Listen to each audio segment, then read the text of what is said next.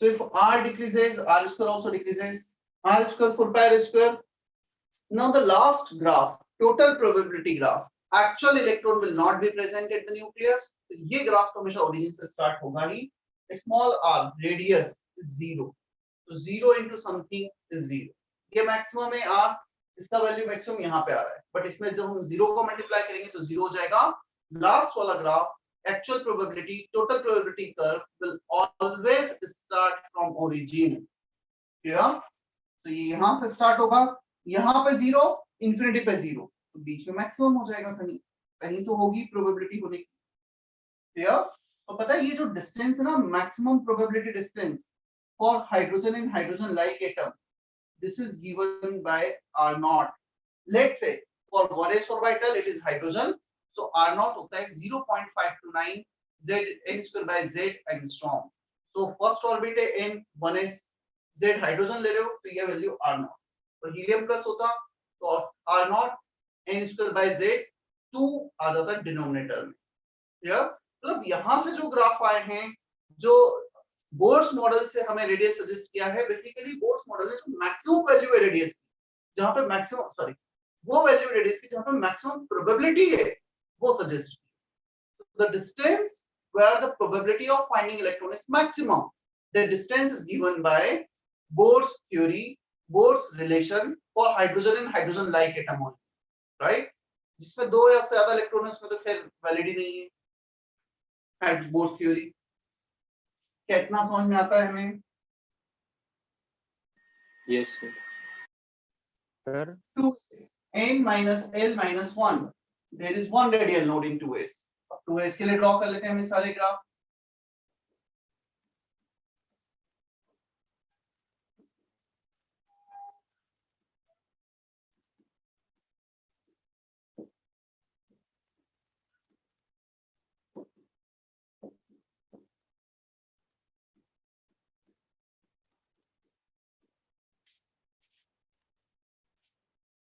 अब एक 3 ग्राफ हमें 2s के लिए ड्रॉ करना है, राइट? अनुष, आशीष का मैसेज था sir please repeat the last graph. Ashish मैं इसमें बताता हूँ लास्ट ग्राफ वापस से तो शायद समझ में आएगा. अगेन S subshell है, any S subshell we have to start from maximum first two graph. R and R square is maximum. Check करो. अच्छा मैं 1-2 मिनट दे रहा हूँ. लास्ट लेक्चर में हमने R square 4 pi R square के लिए जो पॉइंट्स लिखे हैं उसे पढ़ लो एक बार, थोड़ा सा और समझ में आएगा. I am giving you 1 to 2 minutes. सभी बच्चे एक बार पढ़ लो. And one more thing, congratulations to all the students who have selected in NTSC stage 1. I think सारे ही बच्चे इस बैच में बैठे हैं अभी, जो बच्चे सेलेक्ट हुए हैं. अभिषेक, are you there? Yes sir. Arya Joshi. Yes sir. Kaushal. Yes sir. Tanisha. Yes, sir. Atharva Dubey. Yes sir. Good. So congratulations to all of you. और बच्चों को भी एक अच्छी बात है कि हो सकता है शायद मैक्सिमम बच्चों ने दिया हो एग्जाम, थोड़ा सा मार्क्स अप डाउन रह गए हो. डोंट वरी, जस्ट एक 10th का एग्जाम था वो, मतलब एक नेशनल लेवल का एग्जाम था ये बोले हम. बट अब आगे भी जो एग्जाम्स है लाइक केवीपीवाई होगा 11th में, फिर 12th में केवीपीवाई होगा, फिर हमारा एग्जाम्स होंगे जेईई मेंस एडवांस, उसके लिए हम और भी वेल प्रिपेयर्ड है. अपने आप में जो तुमने एग्जाम दिया भी है वो काफी अच्छा एक्सपीरियंस रहा होगा, तुम्हें पता लगा होगा नेशनल लेवल के एग्जाम्स कैसे होते हैं, कैसे प्रेशर को हैंडल किया जाता है. इवन मैंने भी एनटीएससी दिया था बट मुझसे नहीं निकला था, मतलब स्टेज 1 भी क्रॉस नहीं हुआ था. दो चीजें थी, मतलब ना इतना फोकस थे और मे भी पॉसिबल ना प्रिपरेशन की, मतलब डेफिनेटली प्रिपरेशन की नहीं थी, फोकस नहीं थे. तो काफी बार ऐसा होता है आईआईटी में, काफी बार क्या मतलब मैक्सिमम आईआईटी में जितने बच्चे जाते हैं, मतलब आईआईटी में सिलेक्शन जिनका हो रहा है, सबसे एनटीएससी नहीं निकलता है. अच्छा एग्जाम है और अच्छी बात है हमारे क्लास में 4-4, 5-5 बच्चे हैं जो एनटीएससी स्टेज 1 क्वालिफाइड है. होप स्टेज 2 भी सभी क्वालिफाई करें. मैं स्टेज 2 को लेके थोड़ा सा बता देता हूँ. एनटीएससी स्टेज 2 के प्रॉपर वर्कशॉप चलेंगी. वर्कशॉप मतलब लेक्चर्स होंगे क्लियर सारे सब्जेक्ट्स के, जिसमें एनसीईआरटी बेस्ड जो भी स्टेज 2 में आता है उस टाइप के प्रैक्टिस कराई जाएगी। तो जैसे ही उसका मतलब थोड़े टाइम के बाद जब एनटीएससी स्टेज 2 का आएगा टाइम, उसके 2 महीने पहले से वो सारी प्रैक्टिस कराई जाएगी, राइट। तो किसी को भी वरीड होने की रिक्वायरमेंट नहीं है, बट हाँ एग्जाम बहुत अच्छे से देना है। और आई नो इस क्लास में और भी बहुत सारे बच्चे जो बहुत ज्यादा कैलिबर रखते हैं, जिनका एनटीएससी में सिलेक्शन नहीं हुआ, जो डिजर्व करते थे, मे बी पॉसिबल उन्होंने हार्ड वर्क ना किया हो। ये तुम भी फील कर पा रहे होंगे, शायद हम भी थोड़ा एक्स्ट्रा इनपुट देते तो हो जाता सिलेक्शन। मतलब मैं भी फील करता हूँ आज, मैं भी एनटीएससी की प्रिपरेशन करता तो शायद मेरा भी होता। जो मैंने प्रिपरेशन नहीं की, हार्ड वर्क नहीं किया था, तो नहीं हुआ था। ओके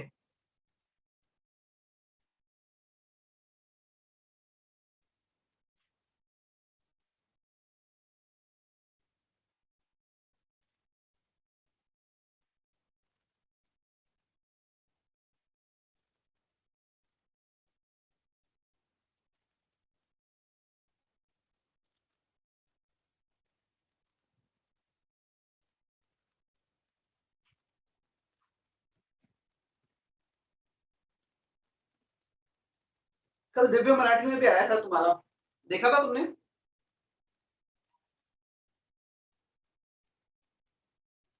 कितने बच्चों ने देखा था? दिव्य मराठी में आर्टिकल आया था विद फोटो एंड ऑल।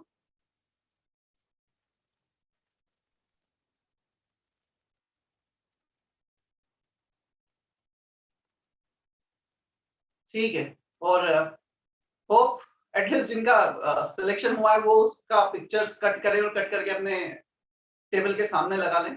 वो इसलिए थोड़ा सा देखते रहोगे तो कॉन्फिडेंस बूस्ट होगा, और काफी बार ऐसा लगता है कि हाँ चलो ये तो भी एक बार आया है, ऐसा बार बार आना चाहिए।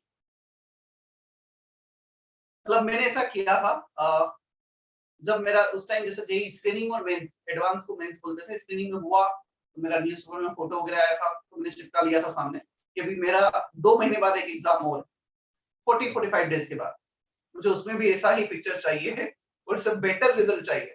मतलब कॉन्फिडेंस थोड़ा बूस्ट करता है, स्टेप बाय स्टेप हम थोड़ा जाते हैं। इवन टेस्ट में भी रिजल्ट अच्छा था तो वो भी कॉन्फिडेंस बूस्ट करता है। मैं बिल्कुल ये नहीं बोल रहा हूँ कि टेस्ट में मार्क्स कम आए तो कॉन्फिडेंस लो कर लो और पढ़ाई मत करो। मतलब यदि टेस्ट में मार्क्स लो आए तो उसको तो एज अ चैलेंज लेना है कि हाँ चलो अब तो नेक्स्ट टाइम हम करके दिखाएंगे, कैसे नहीं कर सकते। टेस्ट के मार्क्स या किसी भी एग्जाम के मार्क्स जो फाइनल है, एग्जाम नहीं, फाइनल के आपको चलो कुछ बचेगा नहीं, बट उसको मैं हमेशा पॉजिटिव वे में लेके आगे बढ़ना है। क्या गलतियां की है, यदि हमने नेशनल लेवल के एग्जाम में भी कुछ गलत किया है, सिलेक्शन नहीं हुआ, तो क्या गलतियां की उसे रिपीट नहीं करना, तो उससे सीखते चलो। और शायद तुमने स्टेटमेंट देखा होगा, anyone can learn more from its own failure than success. तुम जो सक्सेस से सीखते हो उससे कहीं ज्यादा फेलियर से सीखते हो। तो वो चीजें ध्यान रखो, उसको क्या गलत किया है उससे आगे बढ़ते चलो।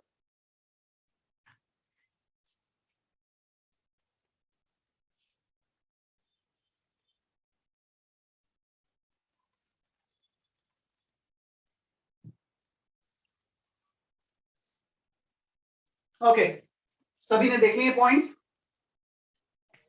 Yes, sir.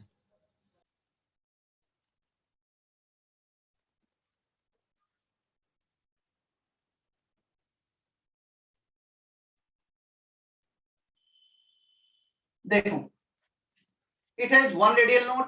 One radial node means it will touch this x-axis जहां पे ये r0 होगा one time between 0 to infinity, एक बार इस एक्सिस को टच करेगा। सो जहां भी टच करेगा it can have negative sign also, negative में चला जाएगा, then it infinity tending to 0, ये फंक्शन 0 होगा इंफिनिटी पर। अब आते हैं r स्क्वायर पर। r can have negative sign but r square, anything square can not be negative, clear?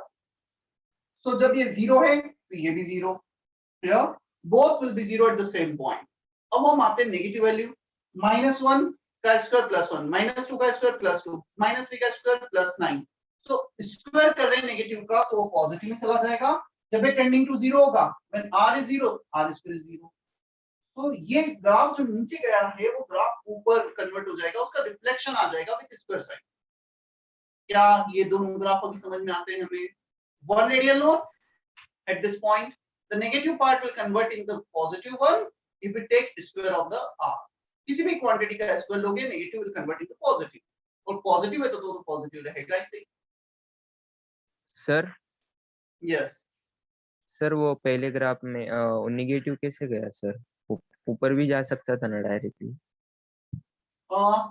हमने आर के लिए लिखा है, देखो ये जो ग्राफ है ना basically they are derive from Schrodinger equations. Schrodinger equation को सॉल्व करके डिराइव किए गए। I am going to relate them with some logics कि तुम याद रख सको।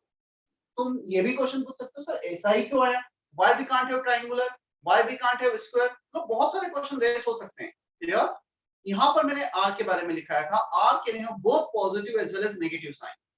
सो जब ये जीरो को टच करेगा एक टेंडेंसी है, if we are going from +5 to +4 +4 to +3 to 1 0 then minus में चले जाएंगे।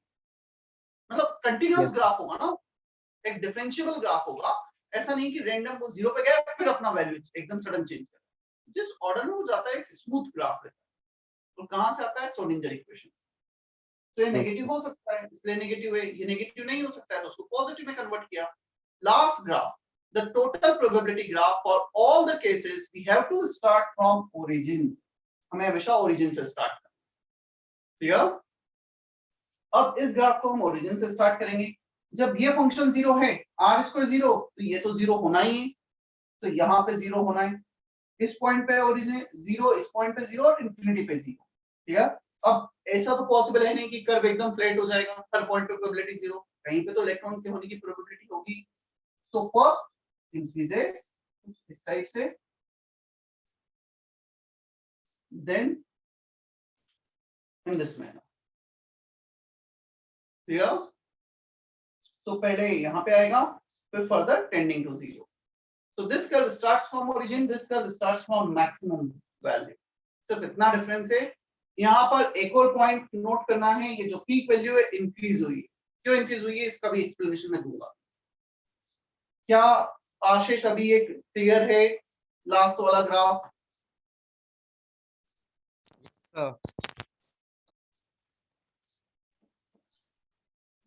सर यस सर वो लास्ट ग्राफ में वो आपने बताया वो r स्क्वायर 0 है, वो क्या है मतलब सर? नहीं समझा, क्वेश्चन फिर से पूछो। सर वो r स्क्वायर 0 मतलब वो रेडियल वेव फंक्शन 0 है, वो रेडियस 0 बताया आपने। नहीं समझ में आया, थोड़ा सा और क्लियर बोलो।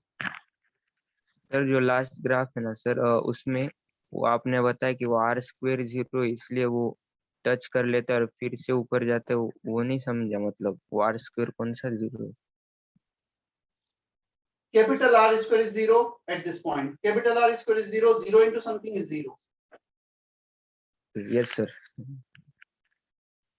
Thank you sir.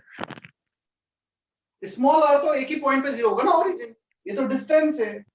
Small r is the distance from origin। Yes sir.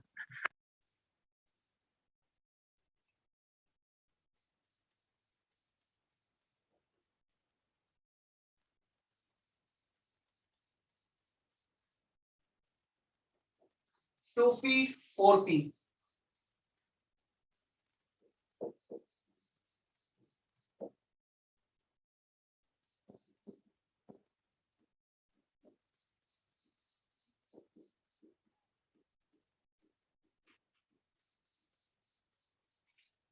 बहुत फ्रिक्वेंटली क्वेश्चंस आए इन ग्राफ पर, और बहुत छोटे से 3-4-5 पॉइंट्स हैं। If you remember that points, if you understand that points, तो बहुत इजी है graph.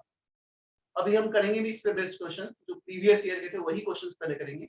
Yes question, any doubt? Yes, sir. Sir, in that last graph, जो पहला वाला कर्व है वो ऊपर क्यों नहीं है और जो दूसरा वाला है वो नीचे क्यों नहीं है? तो वो मुझे एक्सप्लेन करना बाकी है। वो मैं जब 2p का या 3p का 4p का ड्रॉ करूंगा तब थोड़ा एक्सप्लेन कर पाऊंगा। Yes, So sir. wait for that। Yes, sir.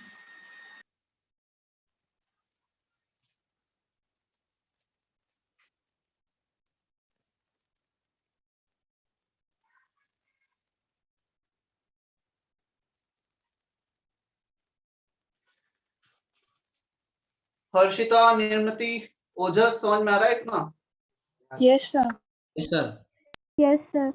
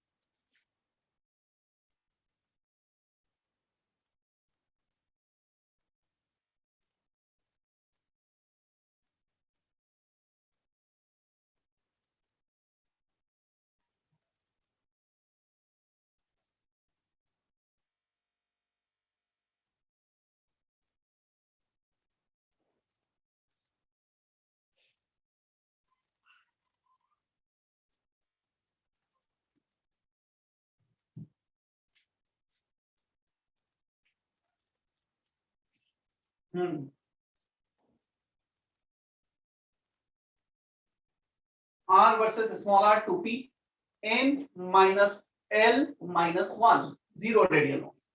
P subshell के लिए L का वैल्यू 1 होगा. n is to 2p minus L minus 1 0 radial node. क्या PDF और S subshell is there any difference at the starting point of this two curve? कुछ लिखा है हमने सब? Yes, sir. Yes, sir. क्या लिखा? This curve will start from origin. Clear? Here nucleus is not covered in the orbital. यहाँ पे nucleus orbital के अंदर था. यहाँ पे orbital nucleus से बाहर है. तो origin से start होंगे, tending to 0. No radial node. इन दोनों के बीच में कहीं भी एक भी बार 0 नहीं होगा. Similar nature. Similar nature. तीनों का similar nature आ रहा है. ये negative नहीं हो रहा है. तो इसलिए इसको positive में convert करने की जरूरत नहीं पड़ती. All three curve have similar nature. Definitely R का R square करेंगे तो ये value change होगी peak value. But the nature of the graph will be similar.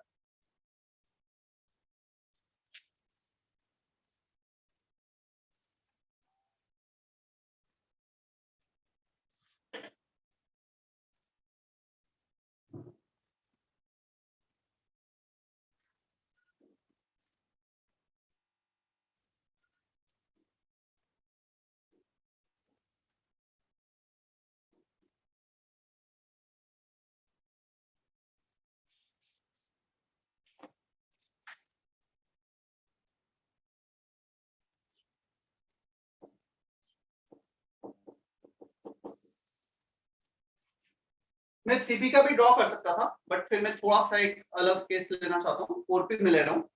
मैं दो ग्राफ बोल देता हूँ, उसके बाद तुम किसी के लिए भी कभी भी ड्रॉ कर सकते हो ना. The logic behind all of them is similar.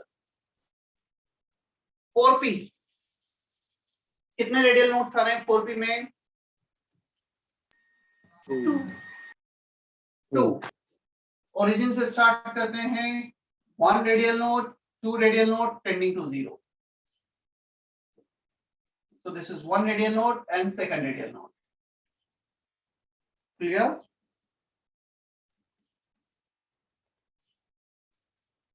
दो रेडियल नोड होंगे, पॉजिटिव से नेगेटिव, नेगेटिव से फर्दर पॉजिटिव. 3 रेडियल नोड होते हैं, वापस से नेगेटिव. 4 रेडियल नोड होते हैं, वापस से पॉजिटिव. मतलब जितने रेडियल नोड है उतने बार इस एक्सिस को क्रॉस करते चले जाएंगे हम.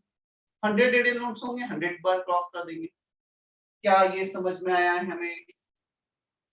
Yes, sir. R square graph negative value should be converted into positive one. Negative value को पॉजिटिव में कन्वर्ट कर दें.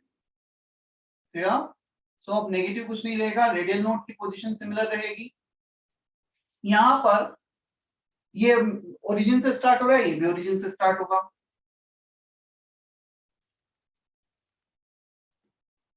Can you observe any difference between last two graphs? Last two graph में कोई कुछ specific observation can you take in this? In case of 4p? पहले Yes, वाले sir. में डिक्रीज हो रहा है, दूसरे वाले में increase. Peak Peak value Correct. is decreasing, peak value is increasing.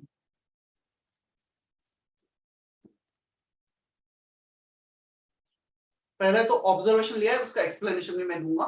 Copy करो. अभी तक मुझे एक्सप्लेन करना बाकी है. Why peak value is increasing, why peak value is decreasing.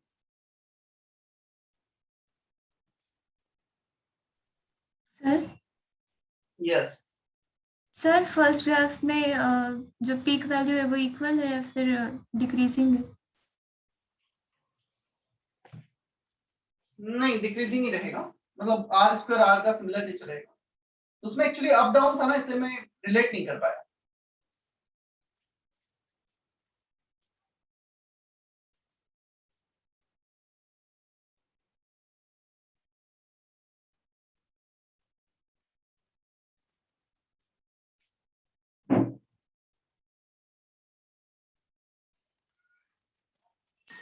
Sir sir are not हम लास्ट ग्राफ में लिखते हैं. यहाँ पे R नॉट पहले वाला लिखा हुआ था. वो R नॉट जो पहले का था उसके लिए था. एक्चुअली यदि तुम पूछोगे सर 4p में R नॉट क्या होगा, so this question is meaningless. क्यों मीनिंगलेस हो गया क्वेश्चन 4p में आर नॉट डिफाइन करना? क्योंकि फॉर शेल में इलेक्ट्रॉन है hydrogen and hydrogen like atom में according to Bohr's model there is nothing like 4p 4d 4s, उसमें तो ऐसा कुछ था ही नहीं। Got it? तो hydrogen sir. Bohr's 4p define ही नहीं किया तो फिर it is not appropriate to write or not here. वो 1s के लिए लिख सकते हैं, 2s के लिए लिख सकते हो, मतलब सेकंड शेल में 2s में कंसीडर कर रहे हो यूनि इलेक्ट्रॉनिक सिस्टम।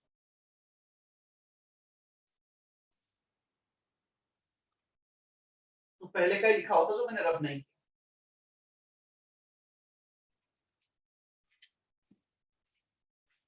चलो 4d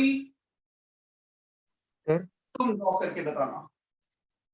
sir PDF all three curve will be in the similar way, depends on number of radial nodes. Yes, बोलो। सर वो 4p में पहला ग्राफ है उसमें वो डिक्रीजिंग है पिक पॉइंट या सेम है? डिक्रीजिंग है। Yes sir.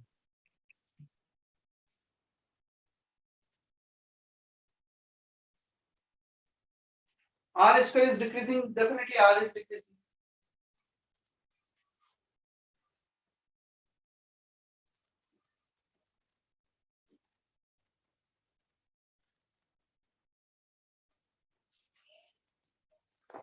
I am waiting for 4D.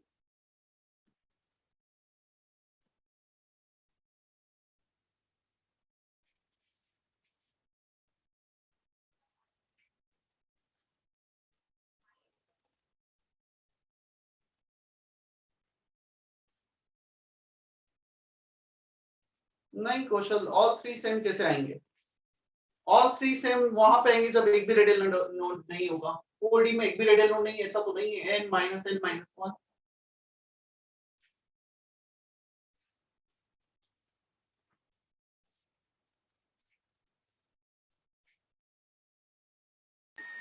Sir, I drawn actually of 4x, which is not possible.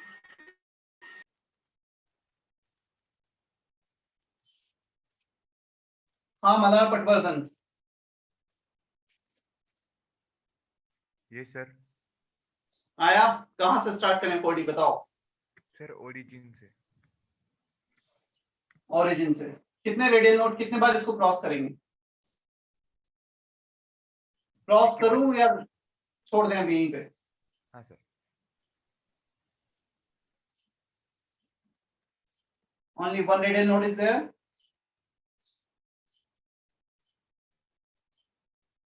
The negative value convert into positive one. Peak decreases. Peak value increases.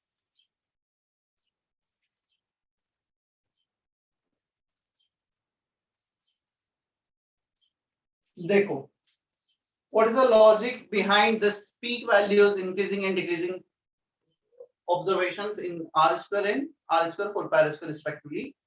In case of R square, हमने एक sentence लिखा था, as you go away from the nucleus, the radial probability density function decreases. हम nucleus से जितना दूर जाएंगे उतना इलेक्ट्रॉन के होने की प्रोबेबिलिटी पर यूनिट वॉल्यूम कम होते चले जाएगी। क्यों कम होते चले जाएगी इसको भी मैं बता देता हूं।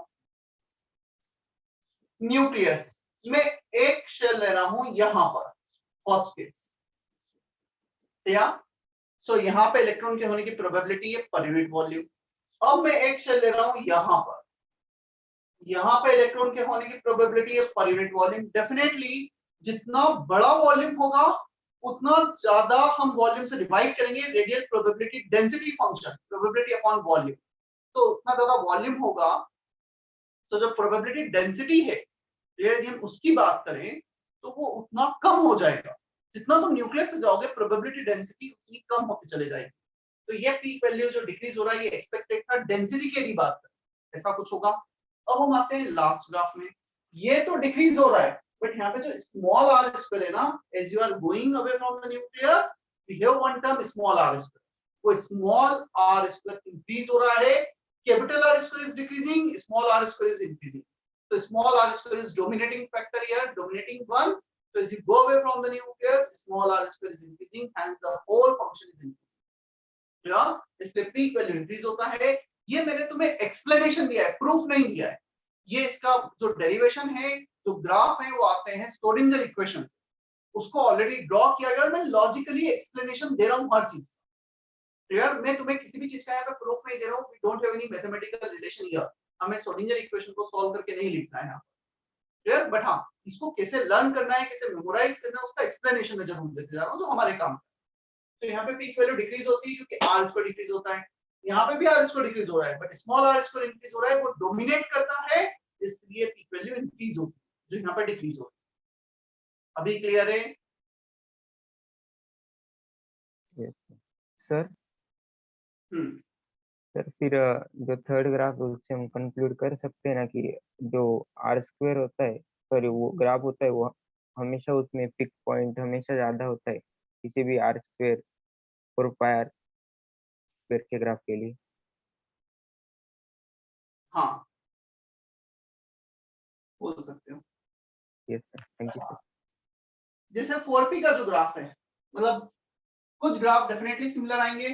4p इसमें हमारे पास 2 रेडियल नोड है, 5a इसमें 2 रेडियल नोड है, 6g all have similar graph. Similar मैंने एग्जैक्ट सेम नहीं बोला है, सिमिलर ग्राफ आएंगे, सिमिलर नेचर आएगा। अब हम आते हैं 3p 4d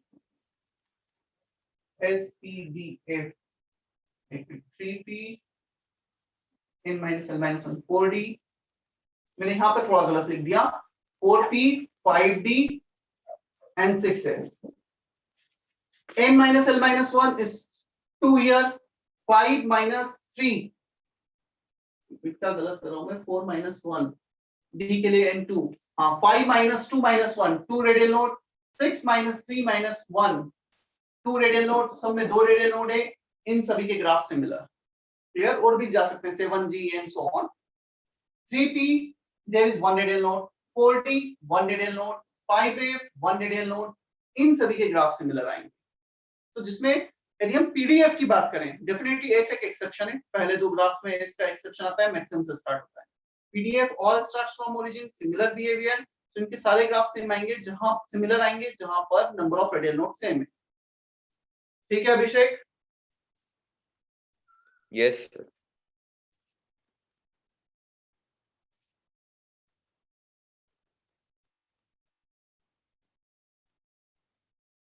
चलो चले हम आगे।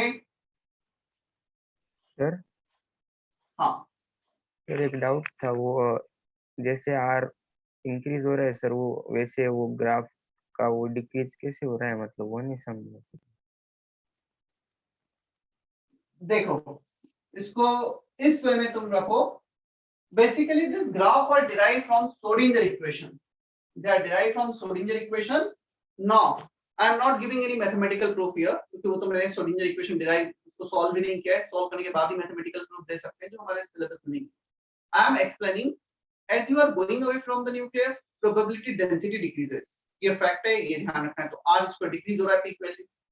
अब आता है R square 4 pi R square क्यों increase हो रहा है? क्योंकि उसमें आर स्क्वायर के साथ साथ एक स्मॉल आर स्क्वायर डिस्टेंस का स्क्वायर है, डिस्टेंस इंक्रीज हो रही है, तो डिस्टेंस का स्क्वायर इंक्रीज हो रहा है और वो डोमिनेट कर रहा है। इसलिए लास्ट वाला ग्राफ डिक्रीज होने के बजाय इंक्रीज होता है, सेकंड ग्राफ डिक्रीज होता है क्योंकि आर स्क्वायर डिक्रीज हो रहा है।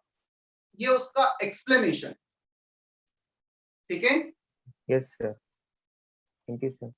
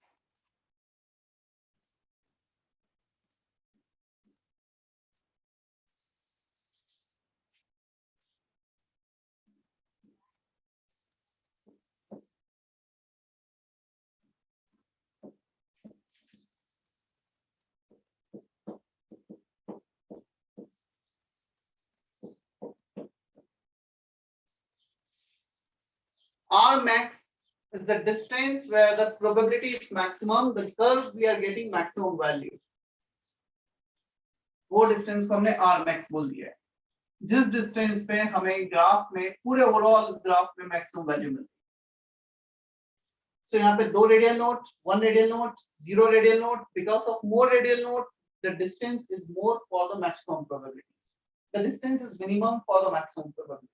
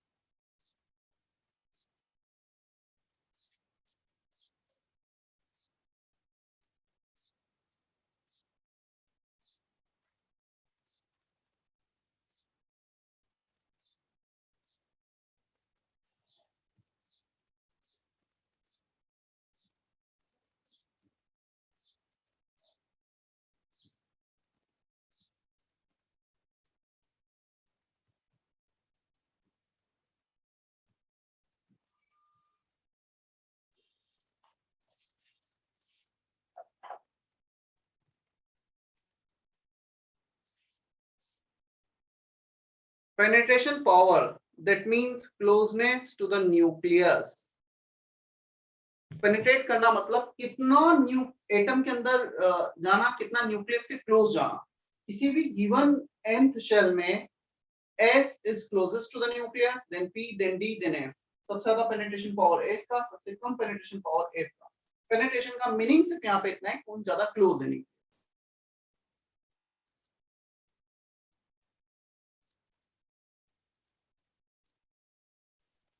सर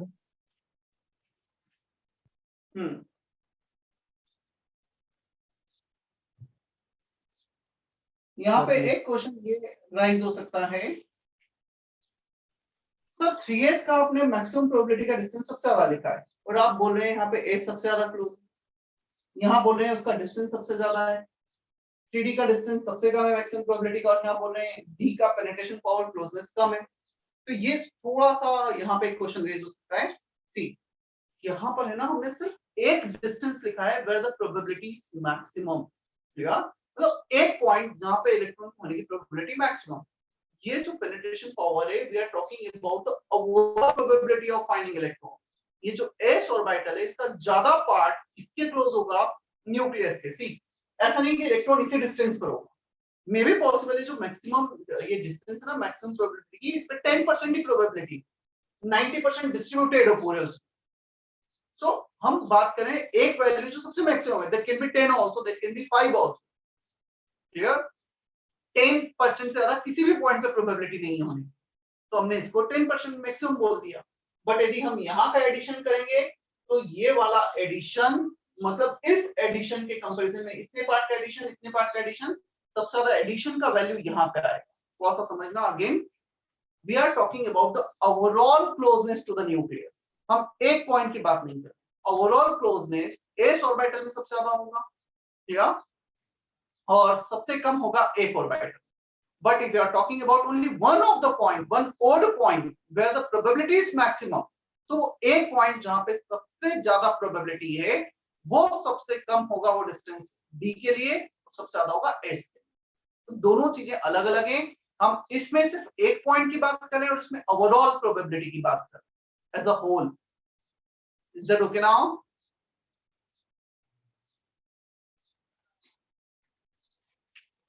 देखो थोड़ा सा ये जो मॉडल है ना, बायोमेकेनिकल मॉडल, मतलब जैसा हम अभी पढ़ रहे हैं, बहुत सिंपलेस्ट फॉर्म इसका पढ़ रहे हैं.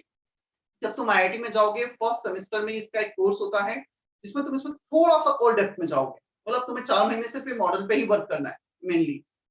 बायोमेकेनिकल एटकिंस एक बुक फॉलो की जाती है उसके लिए, मतलब हमारे कॉलेज में तो एटकिंस रेफर की गई थी प्रोफेसर ने, तो उसमें यदि बाई चांस किसी के पास हो कहीं लाइब्रेरी में तुम्हें मिलती है एटकिंस, तुम देखना उसमें मतलब जैसा हम पढ़ रहे हैं एक्चुअली ऐसा नहीं होता है, थोड़ा सा डिफरेंट वे में होता है। जैसा मैं तुम्हें बताता हूँ, 10 तक हमें पढ़ाया जाता है इलेक्ट्रॉनिक कॉन्फ़िगरेशन 2 8 8 18, बट अब हमने यहाँ के देखा 1:2 2:2 2:6, मतलब ये बच्चों वाला कॉन्फ़िगरेशन है। वो ऐसा नहीं गलत है, बट ये भी सही, इसको सिंपलेस्ट वे में पढ़ाया जाता है उस लेवल पे समझने के लिए। ये जो हम मॉडल समझ रहे हैं ना, बहुत सिंपल वे में समझ रहे हैं, इतना सिंपल वे में नहीं है। इसमें आइगन वैल्यू आइगन फंक्शंस आते हैं जो हायर मैथमेटिक्स में तुम पढ़ो, कॉलेज में जाने के बाद पढ़ो, तब इसका एक्चुअल थोड़ा सा पिक्चराइजेशन होगा, and it will take almost 3 to 3.5 year सिर्फ इस मॉडल पर, सिर्फ क्वांटम मैकेनिकल मॉडल पे पीएचडी होती है, डॉक्टरेट होती है। तो उसमें 3-3.5 साल बच्चे बच्चे मतलब जो भी जिस एज में भी जाते हैं यही पढ़ते हैं, यही समझते हैं, उस पर रिसर्च करते हैं। तो बहुत वास्ट फील्ड है क्वांटम मैकेनिक्स, जिसे हम बहुत शॉर्ट में जस्ट एक इंट्रोडक्शन है हमारे सिलेबस में वो पढ़। तो बहुत सारी चीजें यहाँ पे ऐसी हैं कि मैं तुम्हें एग्जैक्टली मैथमेटिकली नहीं बता सकता, क्लियर, बट हाँ थोड़ा सा लॉजिकल उसे रिलेट जरूर कर सकते हैं। और जितना क्लास में कराया गया, अभी हम कुछ क्वेश्चंस भी करते हैं प्रीवियस ईयर जेईई, तुम्हें फील आएगा कि हाँ कैसे उसको लॉजिकली यूज किया जा रहा है क्वेश्चन।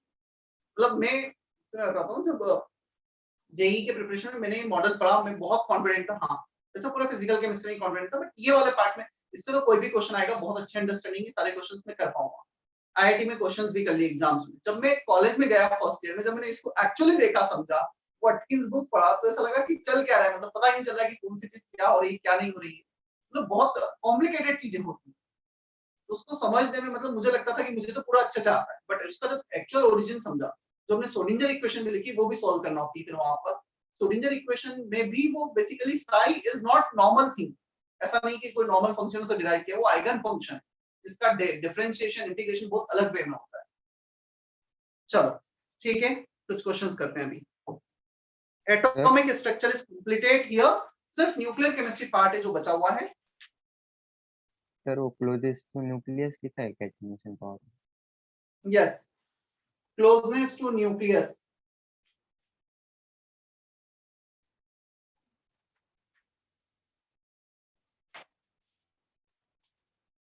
एक्सरसाइज 3,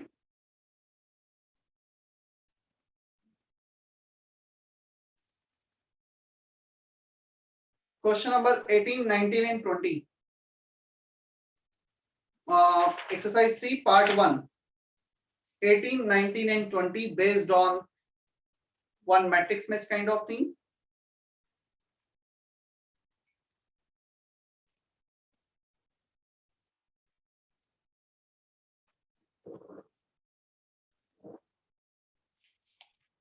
अच्छा क्वेश्चन है, 2017 जेईई एडवांस में आया था, 3 क्वेश्चन आए थे एटॉमिक स्ट्रक्चर से, क्योंकि वो पूरा मैट्रिक्स मैच था, 3 question.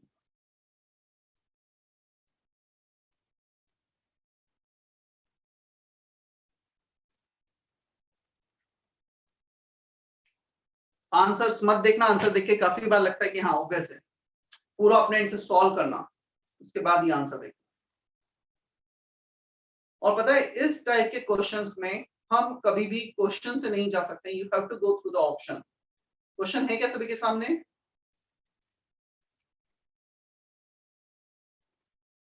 Yes sir. Yes, sir. क्योंकि इसमें पूछा इनकरेक्ट 11s, तो हमें 11s को ही चेक करना होगा, क्योंकि यहाँ पे एक फर्स्ट कॉलम है 4 thing, second column 4 thing, third column 4 thing, total combination देखोगे ना 4 into 4 into 4 64 कॉम्बिनेशन। तो हम 64 कॉम्बिनेशन में सभी को फाइंड आउट नहीं कर सकते कि कौन सा सही है कौन सा गलत। तो बेटर है ऑप्शन से चले जाए, जो ऑप्शंस दे रखे 64 में से 4 ऑप्शन दे रखे, उसमें से फाइंड आउट कर ले कौन सा सही है कौन सा गलत। सर हाँ, सर प्लीज आप क्वेश्चन रिपीट कर सकते हो? 18, 19 and 20।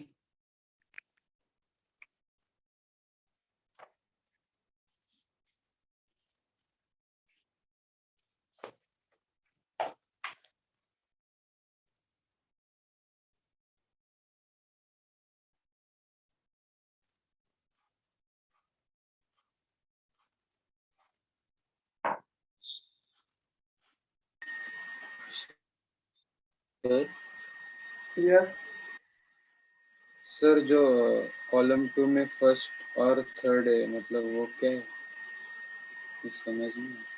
कॉलम 2 में जो वो वेव फर्स्ट है, फंक्शन, वो वेव फंक्शन है। ऐसे वेव फंक्शन होते हैं, radial wave function, angular wave function.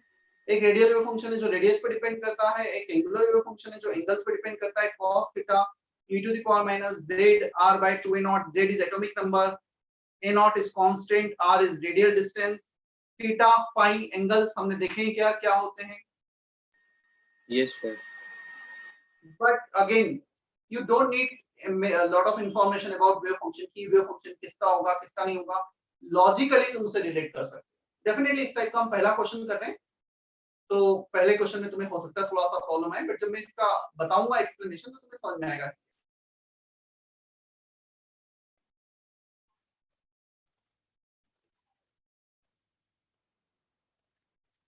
थोड़ा सा लेक्चर एक्सटेंड होगा ना, क्योंकि मुझे एक ये क्वेश्चन कराना है और एक और इस टाइप का वेव फंक्शन पे क्वेश्चन कराना है। इस वीक में एक लेक्चर और है हमारा अभी।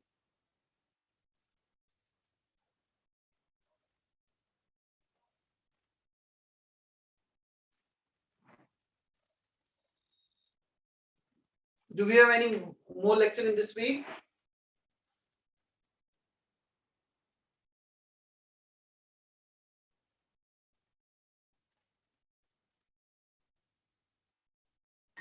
No sir.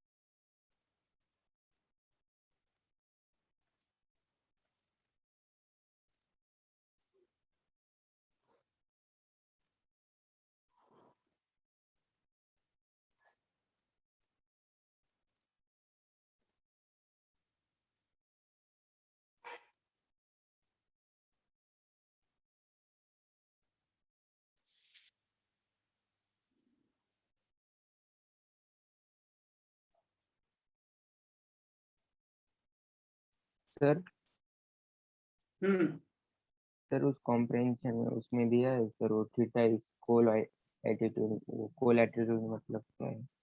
नहीं आवाज आ रही है आयुष, थोड़ा सा क्लियर बोल।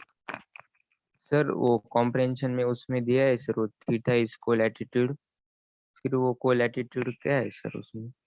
ऑलरेडी जो हमने किया है थीटा फाई वही है जो हमने क्लास में डिराइव किया है। Theta phi yes sir. उनके नेम दे रखे हैं।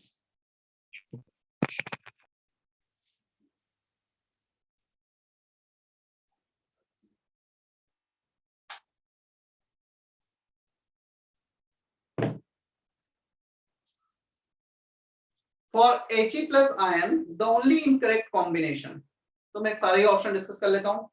18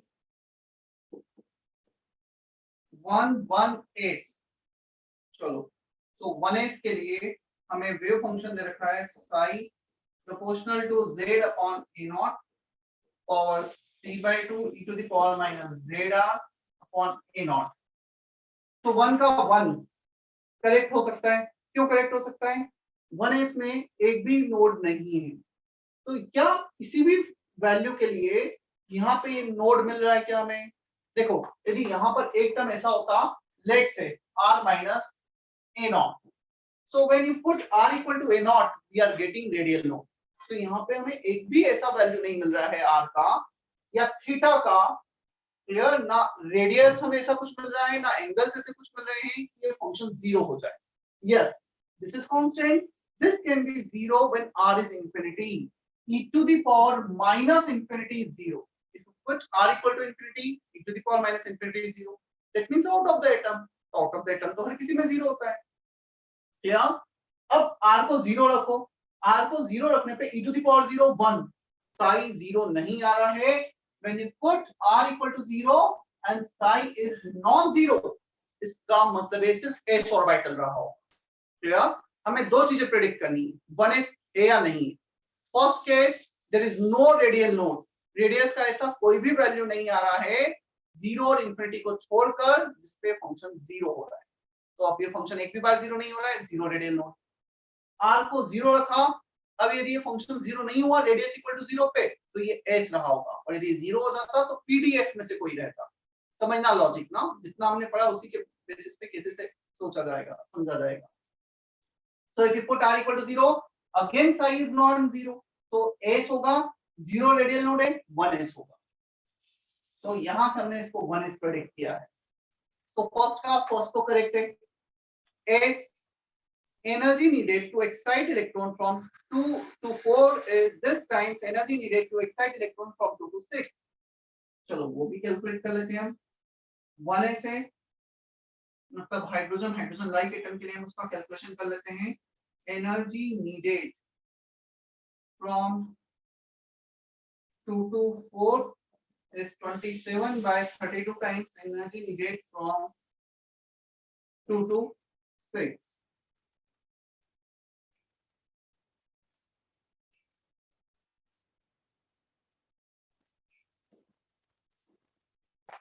Energy needed to excite electron from two energy second level to fourth level is 27 by 32 times. हाँ तो ये ज्यादा होगा ही. क्लियर है. चलो सॉल्व करके देख लेते हैं इसे हम. 13.6 z स्क्वायर, 13.6 z स्क्वायर ये तो कॉमन है दोनों में, तो इसमें ज्यादा सोचना ही नहीं है. 1 by n1 square minus 1 by n2 square, 1 by 2 square minus 1 by 4 square. 13.6 z square is common. 1 by 2 square minus 1 by 6 square. और यहाँ पे 27 by 32 एक्स्ट्रा आ रहा है. चेक करो ये वैल्यू और ये वैल्यू सेम है क्या. यदि ये दोनों वैल्यू सेम है तो करेक्ट आंसर है. Is that okay? यदि ये दोनों वैल्यू सेम आ गए तो ये करेक्ट आंसर होगा. हमें इनकरेक्ट चूज करना है. अगेन मैं सिर्फ एक क्वेश्चन नहीं बता रहा हूं, मैं पूरा कॉन्सेप्ट एक्सप्लेन कर रहा हूं कि क्या होगा. सेम आता है, किसी ने सॉल्व किया है क्या? Yes sir, same. सेम आता है तो फर्स्ट ऑप्शन करेक्ट है हमारा. First option is correct. हमें इनकरेक्ट चूज करना है. चले हम सेकंड पर. सर यस सर वो फर्स्ट ऑप्शन का जो आपने फर्स्ट आई एक्सटेंड किया वो नहीं समझा सर. मतलब ये वाला. Yes sir. देखो दो चीजें मुझे पता करना है, 1s है या नहीं है. तो 1s r इक्वल टू 0 रख के देखो. यदि साइज 0 आ जाता तो s नहीं होता, pdf होता. ओरिजिन पर वेव फंक्शन 0 होता है pdf के लिए, इसके लिए मैक्सिमम होता है. हमने ग्राफ ड्रॉ किया तो नॉन जीरो आ रहा है मतलब s है. सेकंड, r का ऐसा कोई भी वैल्यू नहीं मिल रहा है जिसके लिए फंक्शन 0 होगा. तो यदि 1s है तो नो रेडियल नोड, एक भी रेडियल नोड नहीं आना चाहिए, नहीं मिल रहा है. एक रेडियल नोड आता तो 2s हो जाता, दो रेडियल नोड आते तो 3s हो जाते. दो रेडियल नोड कैसे आते हैं? r square minus 25r plus 6. Let's say quadratic equation मिलता. r के तुम्हें कुछ दो वैल्यू मिलते. Here r equal to just for example 2 and 4. तो दो वैल्यू मिलते मतलब दो रेडियल नोड आ रहे हैं. क्यूबिक इक्वेशन होता तो r के तीन वैल्यू मिलते, तीन रेडियल नोड आ जाते हैं. तो जितने भी r के वैल्यू मिल रहे हैं for which this function is 0, उतने नंबर ऑफ रेडियल नोड हो गए. तो यहाँ पे एक भी रेडियल नोड नहीं है, 1s. Yes thank you sir.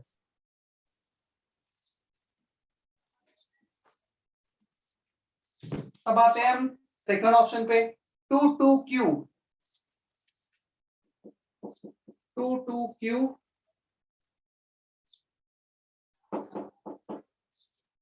तो 2s उसका 1 रेडियल नोड, ये तो करेक्ट है. और q probability density at nucleus is proportional to 1 by a0 cube. Probability density मतलब कांस्टेंट है, तो इसका जो Q पार्ट है दिस वी कांट से कि ये इनकरेक्ट होगा, मतलब probability density at the nucleus is maximum, तो जीरो नहीं होना चाहिए, proportional to 1 by a naught cube, तो proportional to 1 by a naught cube मतलब किसी कांस्टेंट के प्रोपोर्शनल है, a naught is constant, it is non zero, so 2 to Q is we can't say it is incorrect, हो सकता है correct हो सकता ना भी हो, बट अभी के लिए हम इस ऑप्शन को छोड़ते हैं, जो परफेक्ट इनकरेक्ट ऑप्शन होता है उस पे हम मूव करेंगे, सिंगल ऑप्शन करेक्ट है, क्यू ऑप्शन में भी नहीं बता सकता हूँ कि वो किसके प्रोपोर्शनल है, मैं सिर्फ इतना बता सकता हूँ ओरिजिन पे वो नॉन जीरो है लॉजिकली। अब आते हैं सी ऑप्शन पर, 1 3 R, तो 1 1s उसका 3 दे रखा है cos थीटा। अच्छा मुझे बताओ थीटा 90 डिग्री रखो, cos 90 कितना होता है? 0 जीरो, मतलब 90 डिग्री पे हमें रेडियन नोड मिल रहा है, सॉरी एंगुलर नोड मिल रहा है, क्या 1s में कोई भी एंगुलर नोड होता है क्या? No sir. No, sir. So cos 90 is 0, you are getting wave function as a 0 when theta is 90 into 70 degree. There मतलब मैं indirectly बोल रहा हूँ तो y axis वाला प्लेन, तो हमें जब एंगल चेक करना है x axis y axis ये वाला प्लेन पूरा का पूरा हमें नोड मिल रहा है, और इसमें तो नोड होता ही नहीं है एंगुलर नोड, तो दिस ऑप्शन इज इनकरेक्ट। यहाँ पर जब तुम cos थीटा को 0 रख रहे, सॉरी 90 रख रहे हो, you are getting node and you can not have any angular node in case of s orbital, so C option is correct which is incorrect statement। अभी समझ में आया team? Is that okay? Sir? Anshu, Anushka, Sir? Archit? हाँ sir वो हमेशा 90 degree लेना होता है ना, क्योंकि वो परपेंडिकुलर होता है इसलिए। नहीं समझा मैं क्वेश्चन। क्वेश्चन अभी यहाँ पे आंसर ये है, थीटा का एक ऐसा वैल्यू मिल रहा है जिसपे हमें रेड एंगुलर मतलब फंक्शन 0 हो रहा है, मतलब एंगुलर नोड मिल रहा है। एंगुलर नोड क्यों? एंगुलर वेव फंक्शन है, एंगुलर वेव फंक्शन में एंगल्स होते हैं, मतलब cos theta will be the part of angular wave function, तो यहाँ पे एंगुलर वेव फंक्शन 0 होता है और theta 90 degree, which cannot be possible for S subset, तो ये आंसर नहीं, मतलब this is incorrect statement which is right answer। Yes sir, thank you sir. Question number 19 for the given orbital in column 1, the only correct combination for any hydrogen like species, hydrogen like में बताना है, 2 2p correct बताना है, तो 2 2 गलत है, नहीं 2 2p दे रखा है ना, तो 2 2 का तो ये करेक्ट हो गया, p पहला ही करेक्ट दिख रहा है इसमें, तो 2 2p is correct, 2s orbital 1 radial node and p will be 1 radial node के लिए ग्राफ सही है 2s orbital का। 19 का आंसर ए दे रखा है, 2 2p is correct। क्या दिया है? A. तो ए करेक्ट है 2 2p, 2s में 1 रेडियल नोड होता है, जो ग्राफ है वो तो हमने ड्रॉ किया, ये p वाला ग्राफ और 2s क्लियर। अब आते हैं हम सेकंड ऑप्शन पे 1 2s, तो 1 का 2 इनकरेक्ट, 1s में 1 रेडियल नोड नहीं होंगे, 0 रेडियल नोड होंगे, hence b option is correct for incorrect for 19। c option 4 4r 3d z square, 3d z square में xy plane is the nodal plane, no 3d z square तो exceptional case है, dz square में तो conical surface radial node होते हैं, it is not planar node, it is not nodal plane, so 4 का 4 part is not correct, 3d z square xy plane is not a nodal plane। d option 3 3p, 3 2pz दे रखा है, 3 3 का ये गलत होगा, क्यों गलत होगा पता है? 3 पहले तो ये बताया दो, 3 का p गलत होगा, 2p के लिए जो p ग्राफ दे रखा है 2pz कॉलम 1 कॉलम 3 p वाला graph that is not correct, 2p का सारे ग्राफ ओरिजिन से स्टार्ट होंगे, उन्होंने मैक्सिमम से स्टार्ट कर रखा है, hence D option is also incorrect. क्या किसी को कोई डाउट है 19 क्वेश्चन में? अभी ओम, Isha, Yes, sir. Any doubt in 19 question? No, sir. Sir? Hmm. Sir हाँ, सर वो 19 का ए में सर वो सेकंड ऑप्शन है उसका वो पी है, लेकिन हमने ग्राफ में तो रेडियल वेव फंक्शन और आर कंसीडर किया था ना, तो इसमें सिर्फ आर और आर है। तो मुझे एक बार में तो तेरा क्वेश्चन ही नहीं समझ में आता कि क्या, थोड़ा क्लियर बोला कर, किस किस क्वेश्चन की बात कर रहा है? सर 19 के ऑप्शन ए का सेकंड। 2 p। यस सर, तो उसमें 2 p, हाँ बोलो। सर उसमें जो पी है ना सर, 2 के लिए पी, तो लेकिन हमने जो ग्राफ ड्रॉ किए थे सर उसमें आर रेडियल वेव फंक्शन और रेडियस था, तो इसमें आर है और वो आर ए नॉट है, तो सर उसमें हमने कंपेयर कैसे किया? एक ही बात है वो, r by a not constant है, तो रेडियस को मैं कांस्टेंट से डिवाइड कर दूंगा तो उसका वेरिएशन चेंज नहीं होगा, नेचर चेंज नहीं होगा, सिर्फ वैल्यू चेंज होगी। Yes sir, thank you sir. Excuse me sir, हाँ, सर वो 19 के डी ऑप्शन में वो थर्ड और थर्ड क्यों करेक्ट नहीं रहेगी? थर्ड और थर्ड क्यों करेक्ट नहीं होंगे? वैसे मैंने थर्ड को p से रिलेट किया था, थर्ड को थर्ड से एक्सप्लेनेशन नहीं किया था, मैं वो भी बता देता हूँ। नहीं, थर्ड का थर्ड करेक्ट हो सकता है, कोई प्रॉब्लम नहीं, उसमें जीरो रेडियल नोड है n-l-1, और थर्ड का थर्ड एक्चुअली करेक्ट है, पता है, थर्ड का थर्ड करेक्ट है, बट थर्ड का p करेक्ट नहीं है। उसमें जो 3 दे रखा है ना, जो तीसरा वाला पार्ट है p, which is not correct, that is not correct। Okay sir. चलो question number 20। Yes sir. For hydrogen atom, the only correct combination is hydrogen atom के लिए 1,1p, तो 1,1p करेक्ट है, पहला ही करेक्ट दिख रहा है 28 का भी। सर आंसर क्या दे रेडियल रखा है? नोड नहीं है ना सर, ग्राफ हाँ, में रेडियल नोड है।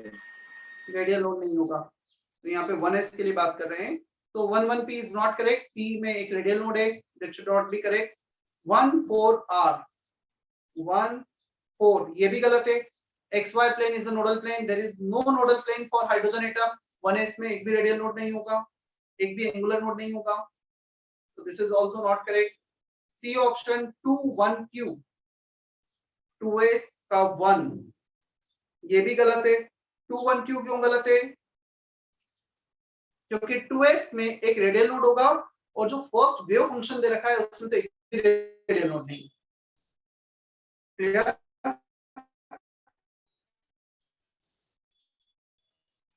D 1,1s मतलब 18 का ए पार्ट हमने 20 का वो डी पार्ट दे रखा है।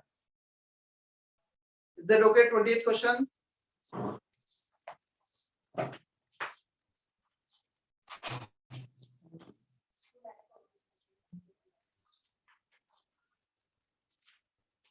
Is that okay? Yes sir. कोई डाउट 28th तक?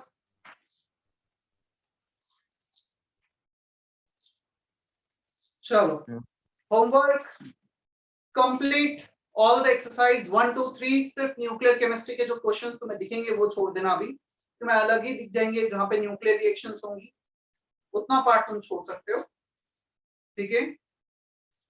वो फिर नेक्स्ट क्लास में कंप्लीट होगा तब कर लेना। ऑर्डर हमें यही रखना है, पहले एक्सरसाइज 1 कर लेना, exercise 1 only you can leave the last section, section H जो अभी नहीं होगा।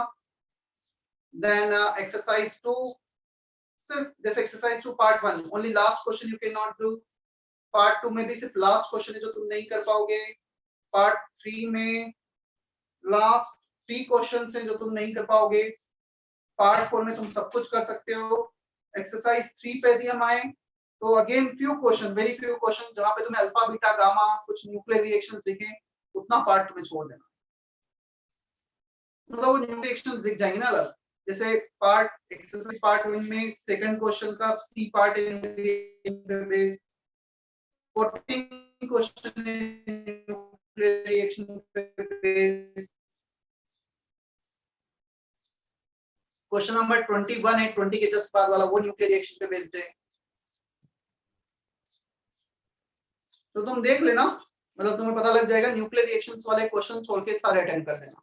ऑर्डर यही रखना है, may be possible next lecture तक सब ना हो पाए, वैसे तो संडे बीच में, पर ठीक है, संडे भी है। पार्ट 1 पार्ट 2 सॉरी एक्सरसाइज 1 रखना है, पहले अटेंड करना है, देन एक्सरसाइज 2 पे जाना है। ऑर्डर यही रखना। At least I am going to discuss doubts up to exercise 2 part 3, इतना मैं डाउट डिस्कशन मिनिमम करने वाला हूं। तुम जितना भी मैक्सिमम कर सकते हो कर लें। सेशन एंड करें फिर आज का हम। सर एक डाउट Yes. था सर, हमने वो shape and size of orbitals देखा था सर, उसमें एस ऑर्बिटल, पी सबशेल और डी सबशेल और वो देखा था, लेकिन जो हमारी बुकलेट है उसमें पी ऑर्बिटल, डी ऑर्बिटल ऐसा दिया है। नहीं समझा, फिर से बोल। सर हमने जो थ्योरी में पढ़ा था वो shape and size of orbitals, उसमें s orbital, p subshell, d subshell ये आपने लिख कर दिखा था, लेकिन जो हमारी बुकलेट है सर उसमें पी ऑर्बिटल, डी ऑर्बिटल ऐसा है, सबशेल नहीं है वहाँ। तो नहीं समझ, मैं तो अभी भी तेरा डाउट नहीं समझा। हमने सबशेल पढ़ा था, वहाँ ऑर्बिटल लिखा है, ऐसा कुछ? Yes sir. इससे क्या होता है? सबशेल क्या होता है? What is subshell? Group of orbitals. Of orbitals. अरे उसके बाद बोलना। Group of orbital of similar shape size. Yes sir. Similar shape. तो मैं जब ऑर्बिटल का शेप बोल रहा हूँ, सबशेल का शेप बोल रहा हूँ, एक ही चीज तो होगी। पी सबशेल में 3 ऑर्बिटल, तीनों का शेप सिमिलर है, तो पी सबशेल। एक्चुअली मैंने वहां पे तीनों ड्रॉ किए पी के, px py pz। मैं और काफी डिटेल में गया ना सबशेल के, मैंने सिर्फ शेप नहीं बताया, वहां पे और भी इंफॉर्मेशन दी है। इतना तुम बुकलेट से ऐसे कंपेयर मत करो ना, नहीं तो तुम वो कंफ्यूज हो जाओगे। Booklet is not for the theory में। Yes sir.